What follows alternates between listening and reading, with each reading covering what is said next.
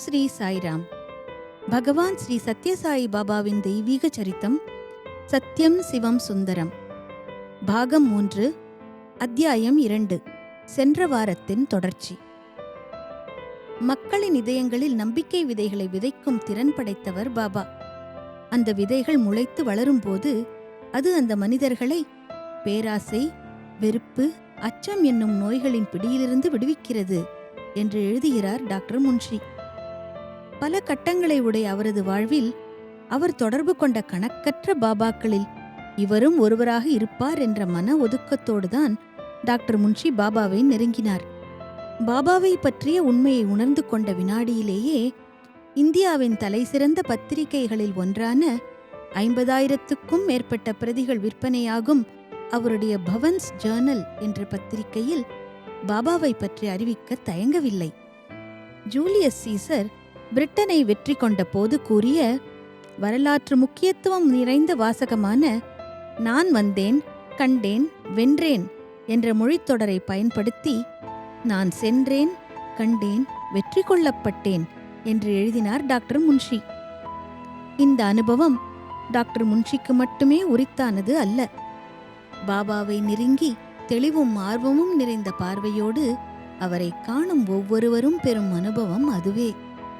மனித இதயங்களில் உள்ள வெறுப்பு நிறைந்த நரகத்திற்கு ஒளியூட்ட இருளை பிரகாசப்படுத்தும் படையெடுப்பு என்ற திட்டத்தை செயல்படுத்த விரும்பும் திருமதி இந்திரா தேவியின் வேண்டுகோளுக்கு இணங்க பாபா தர்மக்ஷேத்திரத்தில் ஒரு நந்தா விளக்கை ஏற்றி வைத்தார். பாபா ஏற்றி வைத்த நந்தா விளக்கும் அதனுடைய புனிதமான சுடரில் ஏற்றப்பட்ட மற்ற விளக்குகளும் அந்த ஒளிச்சுடரை மனதில் எண்ணி தியானம் செய்யும் ஒவ்வொருவரின் இதயத்திலும் அன்பின் மொழியை பரப்பும். சாயி என்னும் உதய ஞாயிறு எழுவதைக் காண ஒரு சிலருக்கு பிடிக்கவில்லை. லட்சக்கணக்கான மக்கள் பாபாவை நோக்கிச் செல்லுவதைக் கண்டு மதத்தை வியாபாரமாகக் கொண்டு வரவுக்கு கணக்கு பார்ப்பவர்கள் மதத்தின் பெயரால் வழக்கமாக கிடைக்கும் தீர்வையும் ஒப்பந்தப்படி சமர்ப்பிக்கும் பொருள்களும் வறண்டு தம்முடைய வாழ்க்கைக்கே அபாயம் நேரலாம் என்று கருதி கலங்கினார்கள்.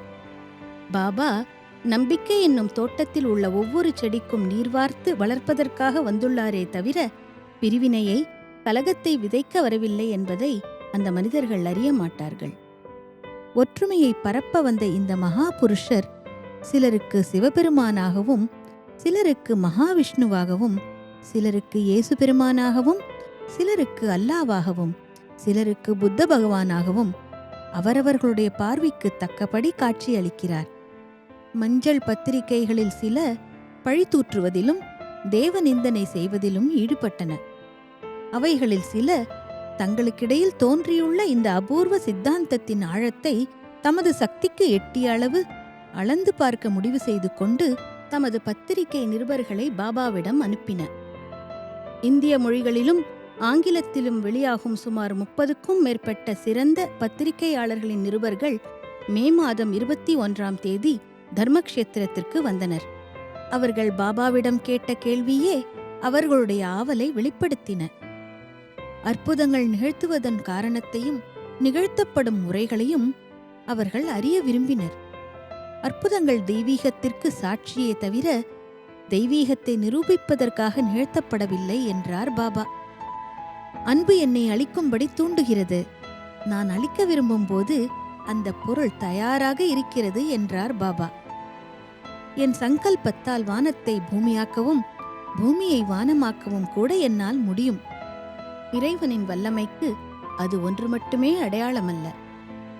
இந்த குற்றங்களையும் வெறித்தன்மைகளையும் குணப்படுத்த கையாளும் பிரேமை, தயை, தலைசிறந்த பொறுமை ஆகியவைகளே இறைவனின் வல்லமைக்கு சிறப்பான சான்றுகள் என்றார் பாபா. சோதிக்க வந்தவர்கள் அவருடைய காலடியில் அமர்ந்து கற்றுக்கொள்ள ஆர்வம் கொண்டார்கள். குற்றம் குறைகளையும் வேற்றுமைகளையும் அதிகப்படுத்துவதை ஒழித்து இந்திய பண்பாட்டின் ஒற்றுமையையும் இந்தியர்களின் வாழ்க்கை முறையின் உயர்வையும் பற்றி அவைகளுக்கு முக்கியத்துவம் கொடுத்து எழுதும்படி பத்திரிகை நிருபர்களுக்கு பாபா அறிவுரை கூறினார். புகழவும் வேண்டாம், அதேபோல சேற்றை அள்ளி வீசுவதிலும் ஈடுபடக்கூடாது என்றார். எடுத்துக்காட்டாக திகழும் சேவை, தியாகம் ஆகியவைகளின் உயர்வினை படம் பிடித்து காட்டும்படி கூறினார். 24ஆம் தேதி பாபா குஜராத் மாநிலத்திற்கு காரில் சென்றார். பஜனை குழுக்களும் மற்ற நூல்கள் ஆய்வுக் குழுக்களும் மிகுதியாக ஏற்பட்டுள்ள மாநிலம் அது. பாபாவின் சங்கல்பத்தால் அற்புதங்கள் பல நிகழ்ந்து கொண்டிருப்பதால் நாடு முழுவதுமே சாய் பக்தியில் திளைத்துக் கொண்டு இருந்தது. பரோடாவுக்கு போகும் வழியில் நவ்சாரி, சூரத் ஆகிய ஊர்களுக்கு பாபா வருகை புரிந்தார். பரோடாவில் அந்த நகர பக்தர்களையும் சுற்றுவட்டார ஊர்களிலிருந்து வந்து குழுமிய பக்தர்களையும் சந்திப்பதில் ஒரு நாளை கழித்தார். பிறகு பம்பாய்க்கு திரும்பி அங்கே இருந்து பூனாவுக்குச் சென்றார். அங்கே ஆந்திர சங்கம் பாபாவுக்கு தங்கள் சங்க கட்டிடத்தில் வரவேற்பு அளித்தது.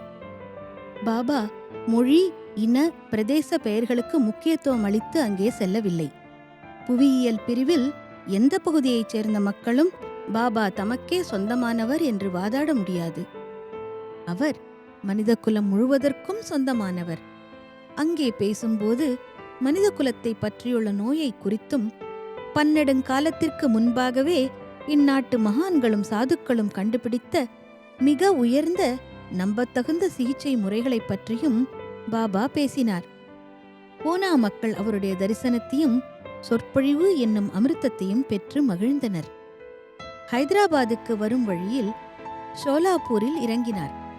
அங்கே பேசுகையில் உள்முகமாகப் பெறும் மூலதனத்தை ஆராய்ந்து அதனை பெருக்கிக் கொள்ள கற்றுக்கொள்ளும்படி கூறினார்.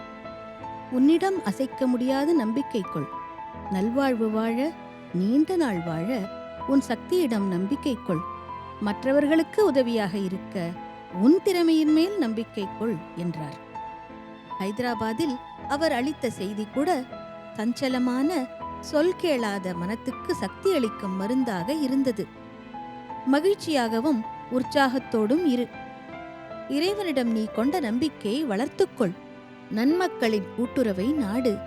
ஒழுக்கத்தை வளர்த்துக்கொள். உன்னதமான கொள்கைகளை ஆதரி. புலன்களை கட்டுப்படுத்து. தீயவைகளை காண்பது, தீயவைகளை கேட்பது, தீய நினைவுகளை விரும்புவது, தீய காட்சிகளை, தீய சொற்களை, தீய செய்திகளை விரும்புவது ஆகியவைகளை விலக்கு. நேர்மையான வழியில் நடக்க வேண்டுமே தவிர கோணல் வழிகளில் செல்லக்கூடாது. ஆபாசமானவற்றை படிக்கக்கூடாது.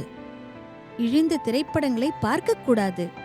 பஜனை, நாமஸ்மரணை, நகர சங்கீர்த்தனம் மூலமாக சஞ்சலமான மனத்தை கட்டுப்படுத்து என்றார் பாபா.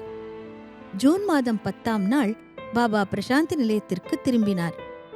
பாபாவின் ஸ்தூல வடிவத்தை முதல் முறையாக தரிசனம் செய்ததால் பெற்ற உள்ள களிப்போடு தர்மக்ஷேத்திரத்திலும் பம்பாயில் நடந்த உலக மகாநாட்டிலும் பெற்ற அனுபவங்களினால் செழிப்படைந்த நம்பிக்கையோடும் பக்தியோடும், அதுவும் கூட தாம் மனித உருவத்தில் வந்த இறைவன் என்று பாபா தம்மை பற்றி வெளிப்படுத்தியதால் ஏற்பட்ட பேரானந்தத்தோடு அமெரிக்கா திரும்பிய திரு சார்லஸ் பென் ஒரு கடிதம் எழுதினார். அதிலிருந்து ஒரு பகுதியை இங்கே வெளியிட்டு இந்த அத்தியாயத்தை முடித்துக் கொள்ள விரும்புகிறேன் என்கிறார் இந்நூலாசிரியர்.